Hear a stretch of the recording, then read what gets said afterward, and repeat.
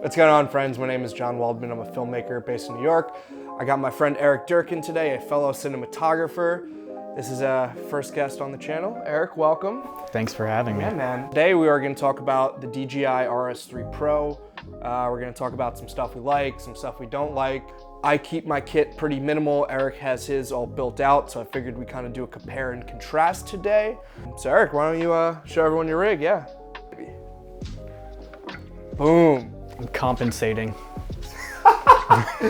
I think right out of the box, I've never had a gimbal that was easier to set up. I opened this up and instantly it was so easy to balance.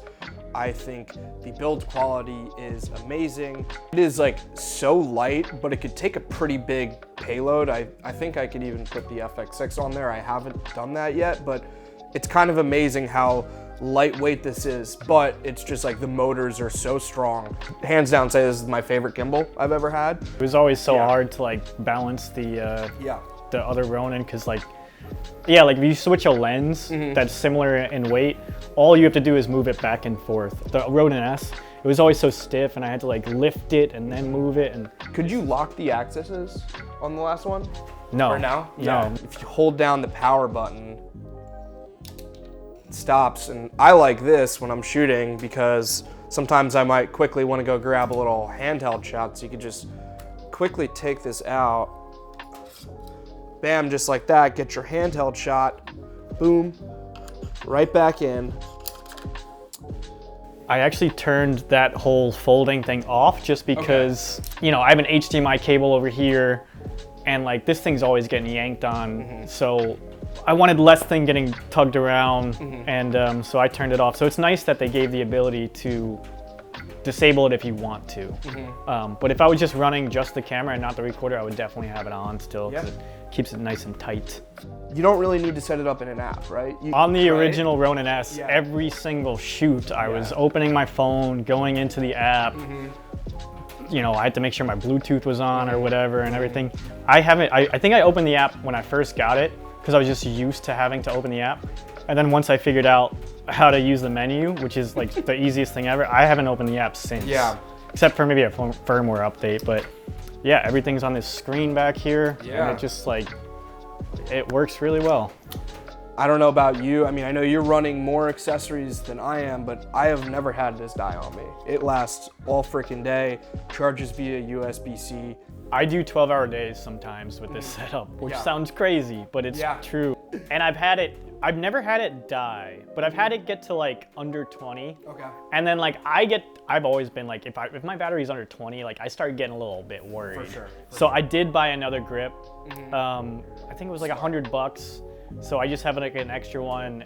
So kind of talking about this, there's a ton of accessories that come with it. You have this suitcase handle, there's a follow focus, I think there's like a LiDAR. Anyway, there's like a ton of stuff, and truthfully I haven't used all of the things. He's using the follow focus on every shoot. So how do you like the follow focus? The follow focus is great. I actually had it on the original Ronin S, but that was, it was a lot bigger. Okay. And this is a lot more clean. On the old Ronin S, it was like off to the side and it was kind of awkward. The fact that it's like fingertip control is really nice. I will say though, it's like super long. Like look how long that is. I think they made it that long just so it can like, you can use a 7200 if you wanted to. Yeah. To me, it's a little extra. And like the way that, I don't know if it's just my cage or what, but the way it was when I got it, I could only mount it down here on the left side.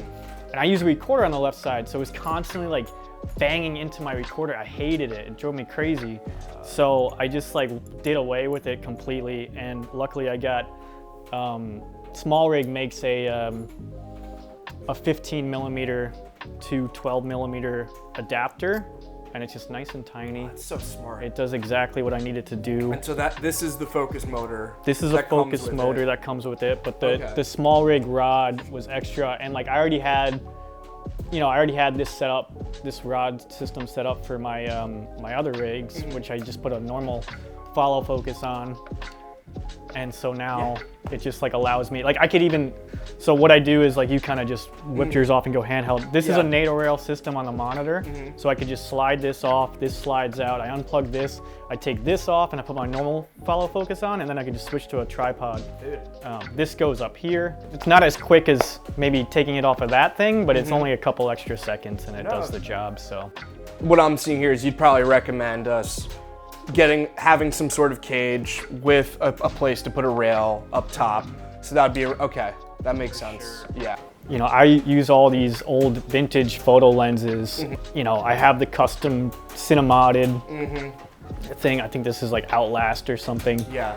I just always do manual focus. I don't think I've ever touched the autofocus settings on the A7S III, even though they're apparently amazing. The main reason I have the dual handles, and for a while I just had the suitcase handle and then a left handle for the monitor. The more points of contact that you can hold on to the thing, like you're gonna save your arms, because like, all right, so I'm holding it like this for like 3 hours. You know, I'll put it down every now and then. I have a vest that I can like lock it into, that helps me. But eventually I'm gonna get tired here. So I can like, sometimes I do like this, I'll go like this. I see. You can switch it You know, I'll go like that, I'll switch over. And then also like, sometimes I even like wrap around here. Oh, all right. And then like, you know, you lock yourself in. Sick. And it really makes a difference. Just being able to like switch where you hold it. Yeah, I see. It's like huge, because you just like get so much less fatigue than if you're holding it like just all day like this. Dude, and, 100%.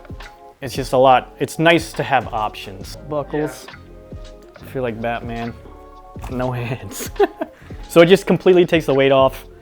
You can't move with it, but just if you're like, sometimes I shoot sports stuff and I'm on the sidelines. If I'm just like filming the coach doing his thing, he's not moving. I don't need to be moving all the time. I just like lock it in here and good to go. Cool. These are two different setups that work for us in different ways. I wanted to have Eric come over here because I wanted to learn a little bit from him, and I'm thinking about adding a couple things. Probably not as much as you, but definitely I'm interested in these side arms, the back handle. It's really light, but like, dude, even like all day with this, it's like after a while you want to put it down. Honestly, it depends what I'm doing. If I'm doing live music, I almost always keep an FPV, because you get like dynamic movement. You can, you know. Is that where you like kind of flip it around? So I'll just show you. FPV stands for first person view, I'm pretty sure. And like that allows you to, you know, it'll tilt it on its axis. Sick. So it'll just like dude, hell yeah. follow around wherever you do it. And then there's PTF, which is pan, tilt, follow. Which that's the one I primarily live on, because the gimbal almost becomes an extension of you. I just feel like I like that, like, and I'm looking down, I'm looking up. Yeah, so I love that. It just stays straight no matter where you go. It doesn't even pan.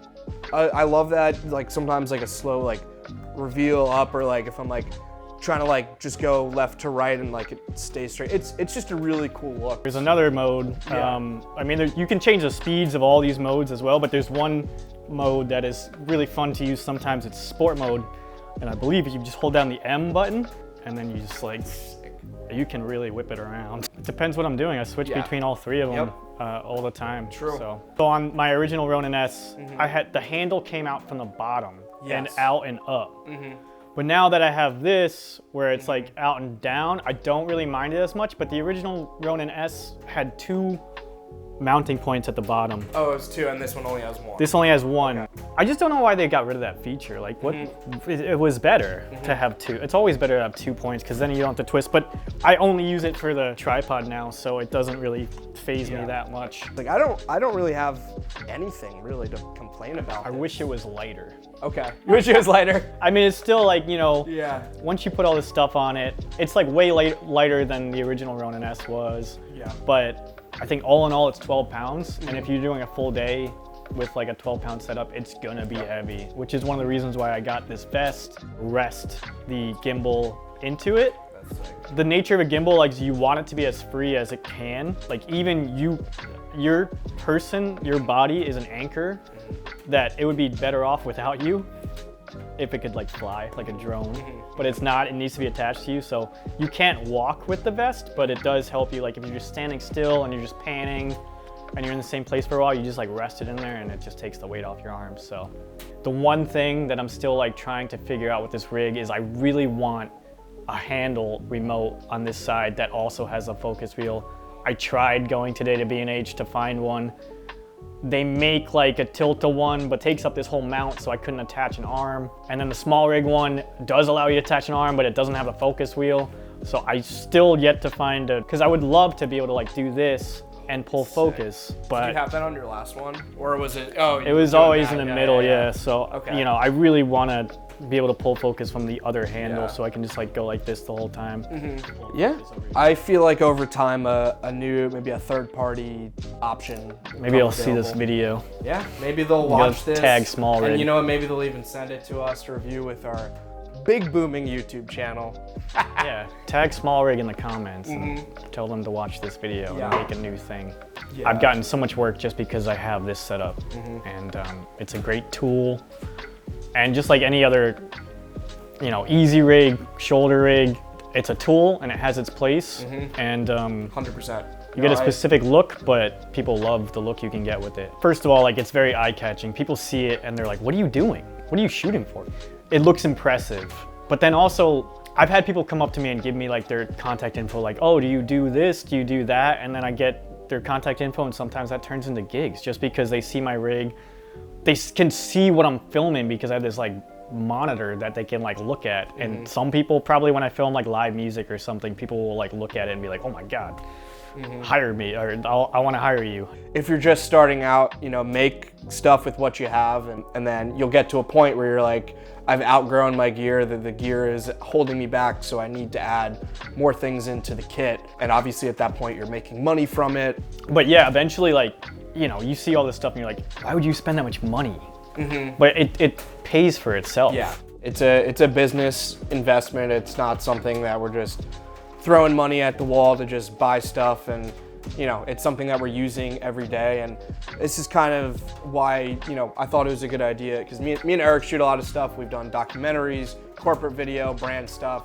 You know, we've been buddies now for probably almost 2 years. A lot of people are on YouTube, they make videos about equipment, but usually they're just inside of their studio. The equipment is brand new. They're not bringing it out in the field. Me and Eric are working professionals. We shoot a bunch of different stuff. We are out in the field, and so we're making this video to provide value to you, what works for us, what we've learned, and why we think these are useful tools. We're just trying to give you an opinion from working owner-operators. I think that's about it for today, guys. I hope you enjoyed this video. I hope you learned something. Thank you, Eric, for coming by. This is the first guest on my YouTube channel. I'm pretty stoked about it. Maybe we'll do some more stuff. Yeah, let us know. Do you have any questions for us, for me, for Eric? Questions about the gimbal, the rig? Anyways, guys, that's about it. Signature shine off. Cheers. Whoosh. Oh, here. There we go. I think it's empty. Bye.